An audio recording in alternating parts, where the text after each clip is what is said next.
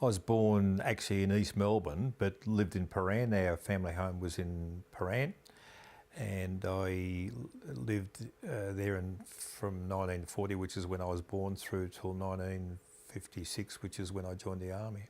Well, Paran in those days was very much a working class area.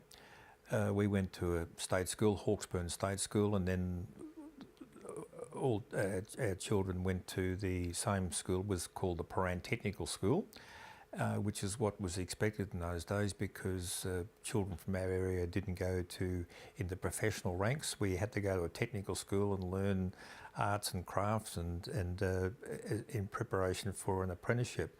So I completed year 10, which was quite remarkable in those days. Got a Victorian Intermediate certificate, and then in 1956, my parents encouraged me to join the army, and I went through the Army Apprenticeship School.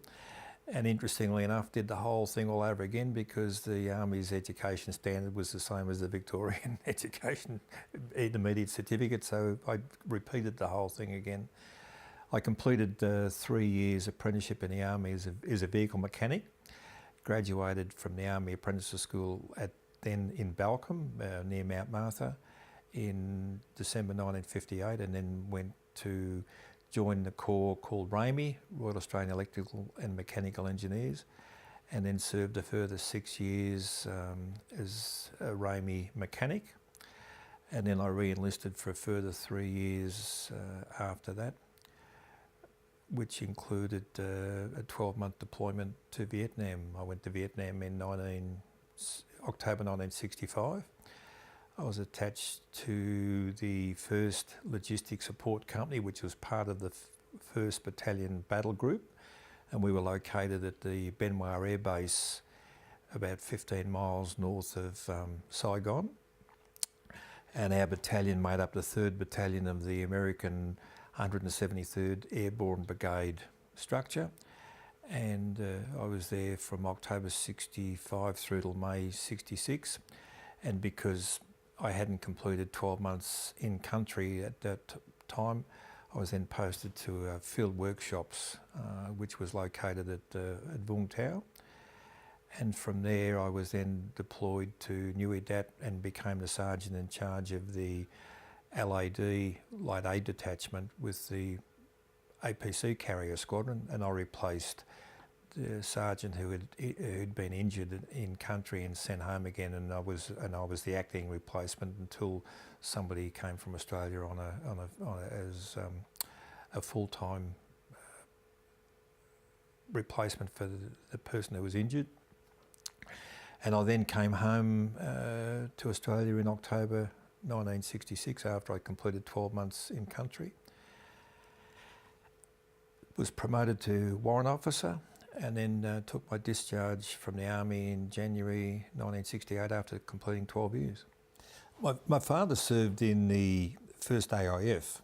He joined the 1st AIF in 1916 when he was 19-year-old, and he went to England, completed his training on the Salisbury Plain like most other people did at that particular time. He then went to France in February 1917, and after he completed his basic training at Etaples base, he was then posted to the 58th Battalion. Now, the 58th Battalion was part of the 5th Division, and they'd been decimated at the previous Battle of Fromelles in July 1916, so Dad was sent as a replacement to the 58th Battalion, and served in various battles throughout 1917, including the 2nd Bully Court operation in May 1917. And then along with the rest of the 5th Division was sent to become part of what's now called the Passchendaele Campaign. And he was a part of the famous Battle of Polygon Wood, which took place on the 25th, 26th of September 1917.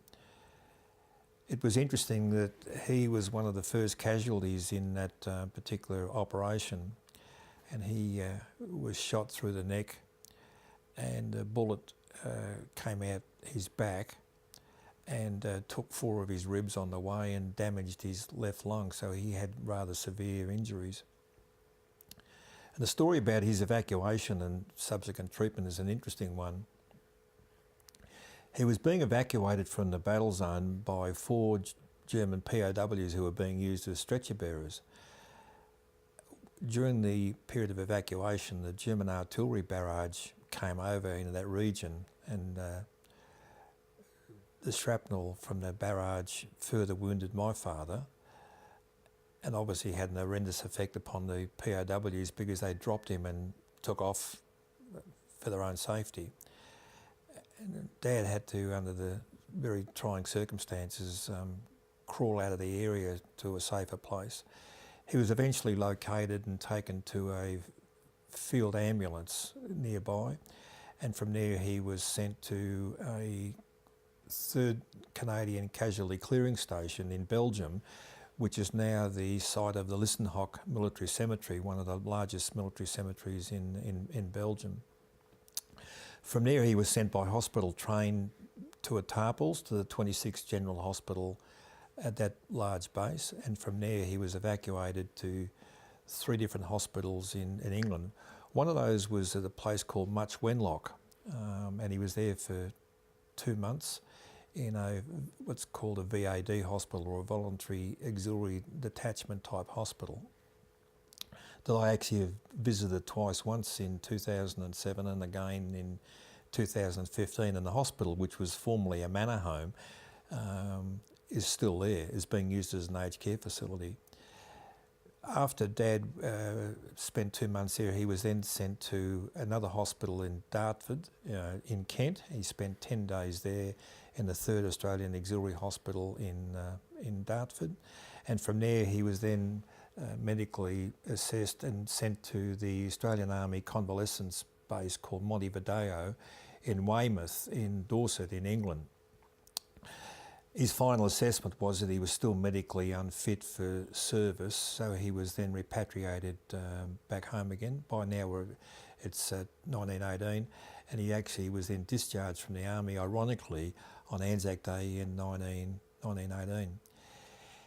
He enlisted again in the 2nd AIF, but because he was actually age 43, his enlistment only lasted 9 months, and he was then discharged because he was too old for service at that particular time. So that's the extent of the military service in our family. Neither of my younger brothers were called up for national service during the Vietnam era, and my older sister never had military service, so my father and I are the only ones who've had any military service. Well, you can understand someone who was married at later in life. He was in his 40s when he was married and had been severely wounded, as I've described. You can imagine that his tolerance levels probably weren't very, very high at all, and he was always in pain. I've never known him not to be experiencing some form of pain, which obviously affected him, his well-being. So he was someone who was difficult to live with because of the circumstances I've just described to you. And in those days, we didn't understand PTSD and those sorts of issues, you know. Probably the closest that I ever got to my father was when I came home from Vietnam, and I actually joined the same RSL sub-branch that he joined in Paran, and that's an interesting story by itself. But that was probably the closest that we got to each other, because we'd both had this similar experience. His was more daunting than mine. I fortunately wasn't wounded or had the same type of experience that he had when I was in Vietnam, but it was probably the closest we were able to relate to each other, you know. By then I was married, had children, and living in a different part of Melbourne, so I didn't really see a lot of him, and then he died in 1982. So I've probably learnt more about my father and what he experienced in the last 10, 15 years as a result of doing a lot of research, going through National Archives and all sorts of things like that. I just wanted to mention about joining the RSL. I came home, as I said earlier, in October 1966, and I thought that it would be romantic to have a father-son relationship in the same RSL sub-branch.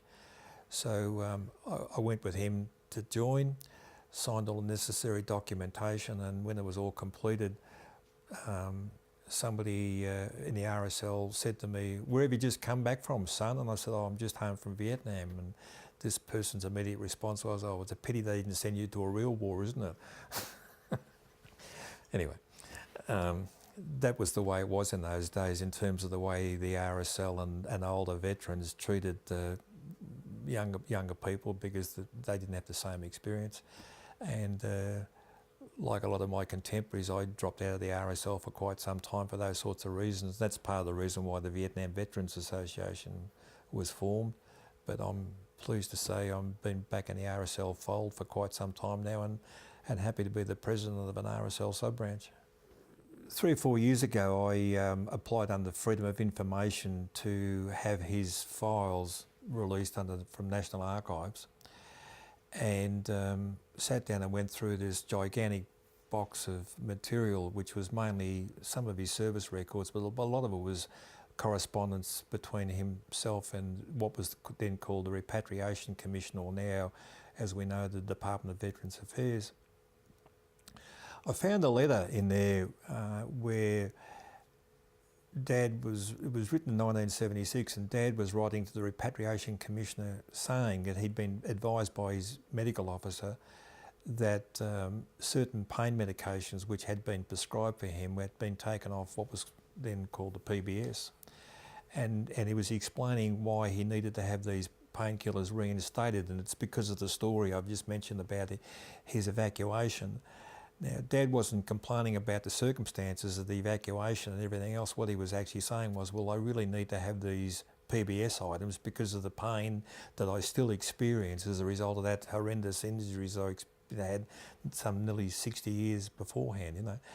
The interesting aspect of the whole thing was that we as a family didn't know that story, and it was only when I read the letter that he wrote, that was on his files, some 2 or 3 years ago, that it became further known to us about part of his experience, and it also helped put together part of the reason why he was in pain all the time. We never understood the reasons why he was in such agony, but now after having read that letter, I really do understand what his experiences were like, and it must have been terrible for him to be able to go through that. He probably wondered whether he was going to survive the day.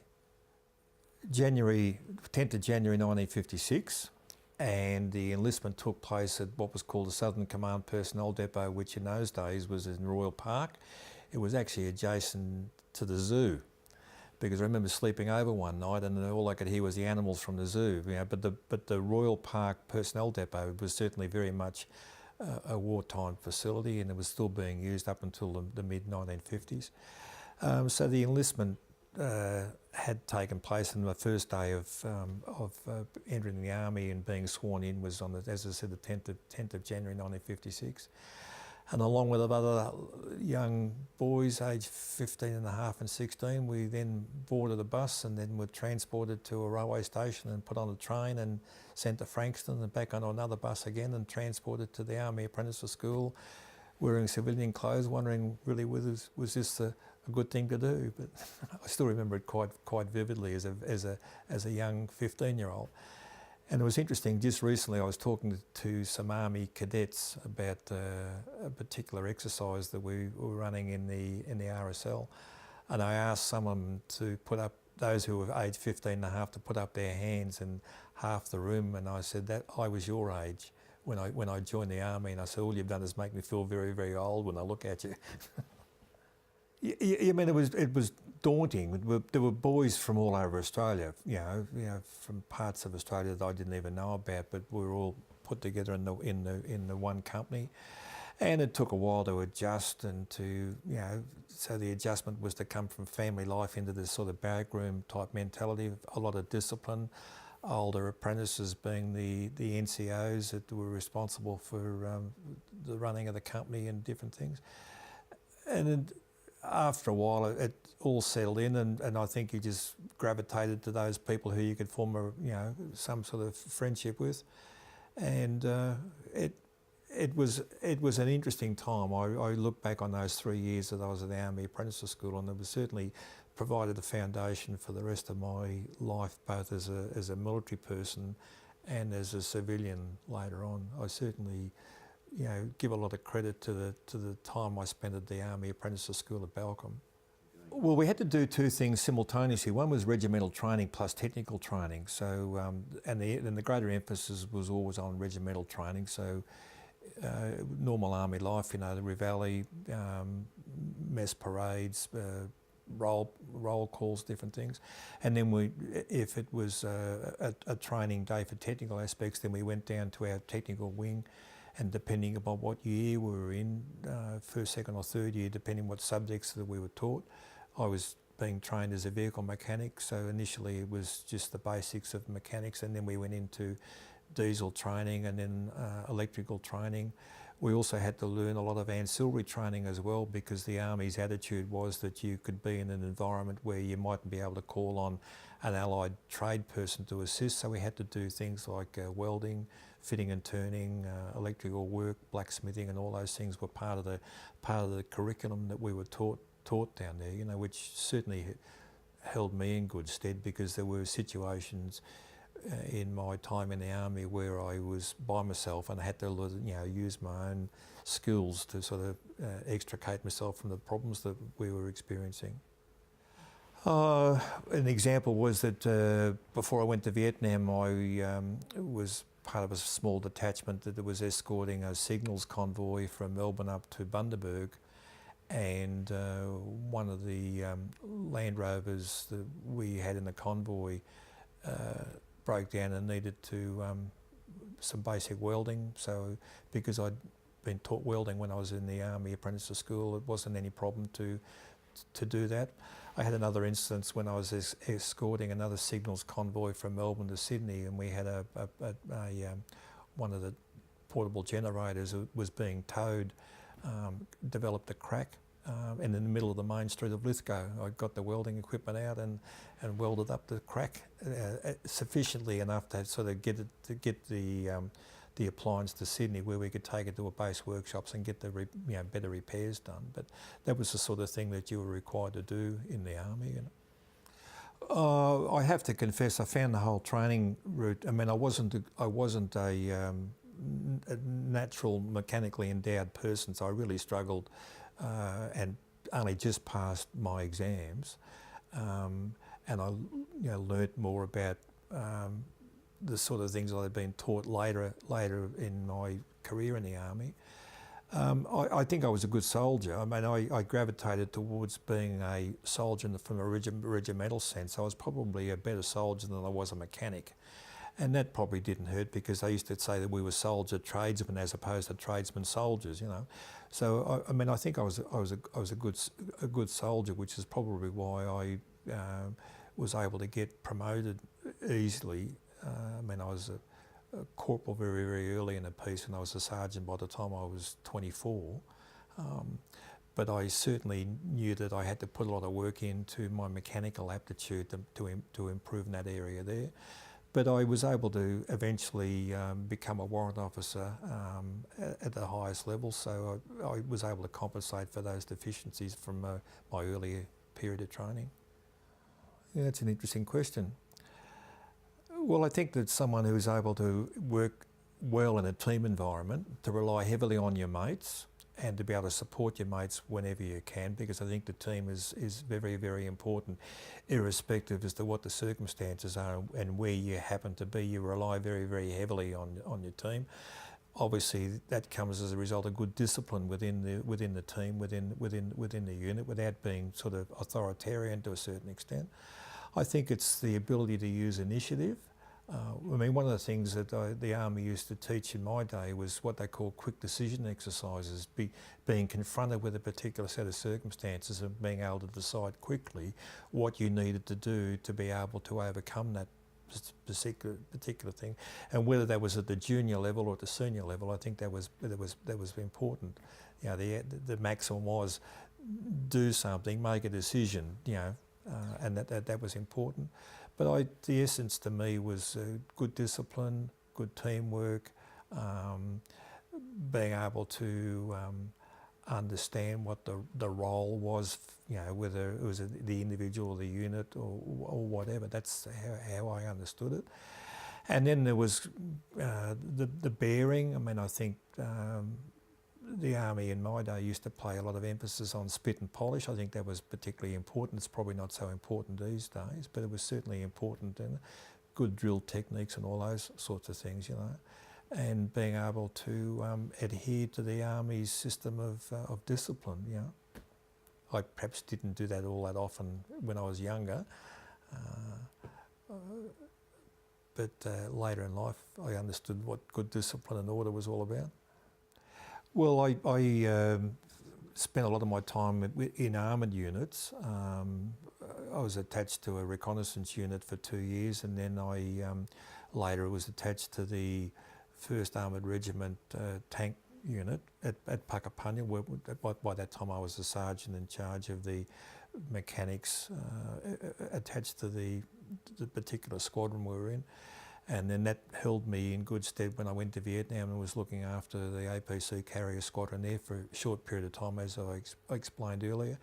And then when I came home from Vietnam and was promoted to warrant officer, I was in charge of the tank repair section at the Puckapunya area workshops. And we had civilian contractors who were doing the repairs, but that had to be done under supervision. So I used to do all the assessment of the repairs and help calculate what the cost would be in different things. So that was what my principal role was before I was discharged.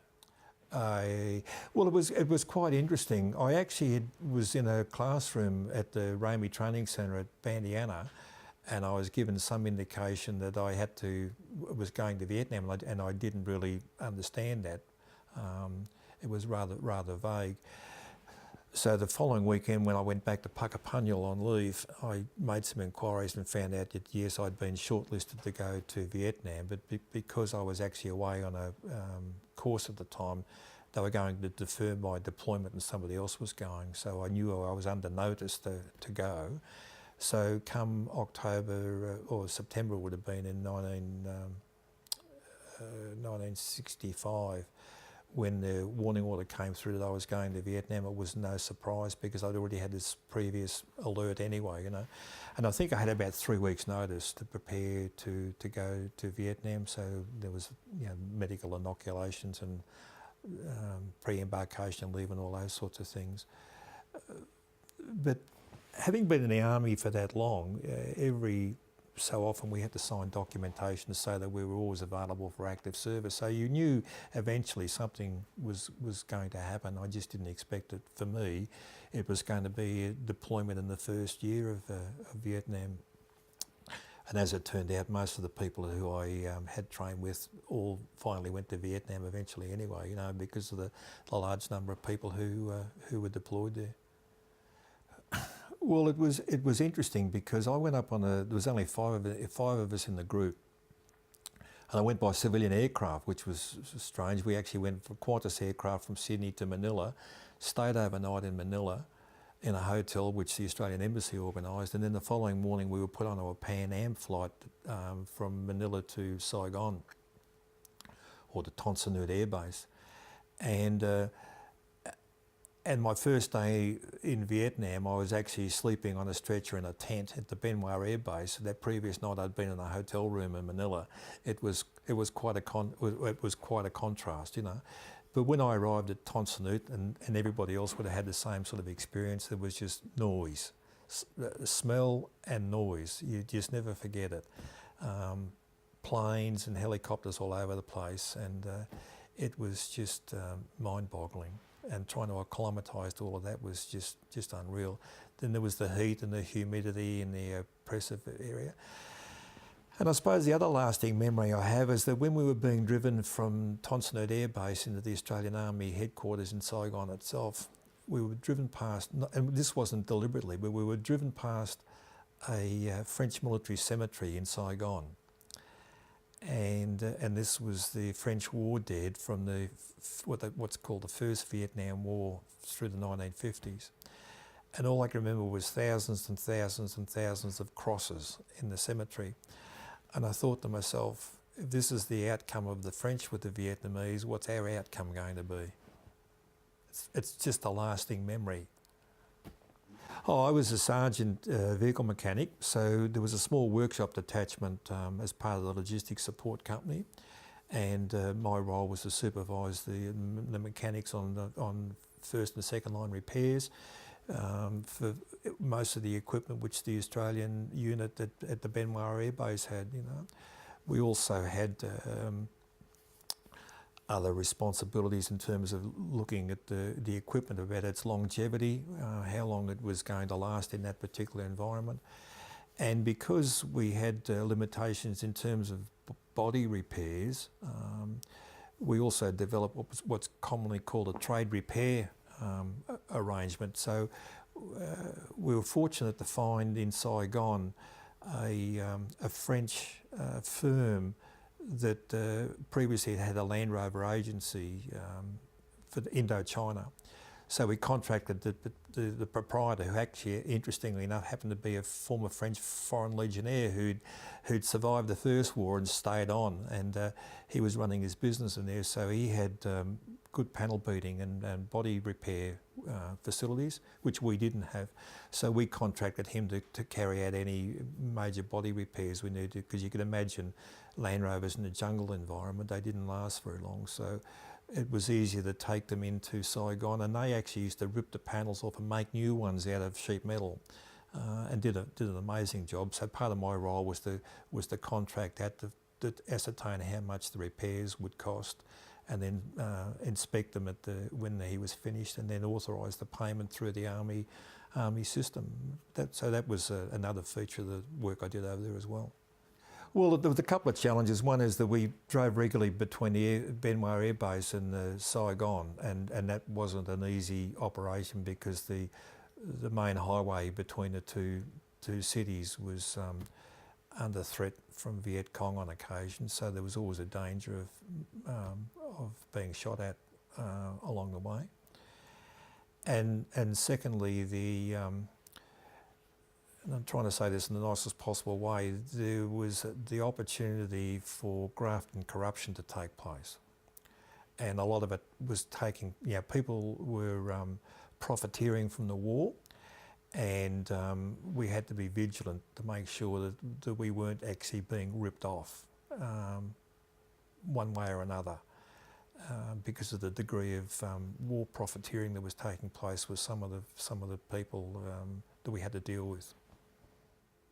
Yes, it took a while to adjust, because, as I said, one moment you're here and one moment you're there. There was no transition by going up by ship or anything at all like that. It took a while to adjust, but after a while, and I think because of the having been in the army for quite some time, and we did major brigade level exercises, that probably helped with the acclimatisation. But the food, the heat, the noise, being integrated with an army from a different country was all interesting and challenging, and it just made life very, very It just took some while to adjust,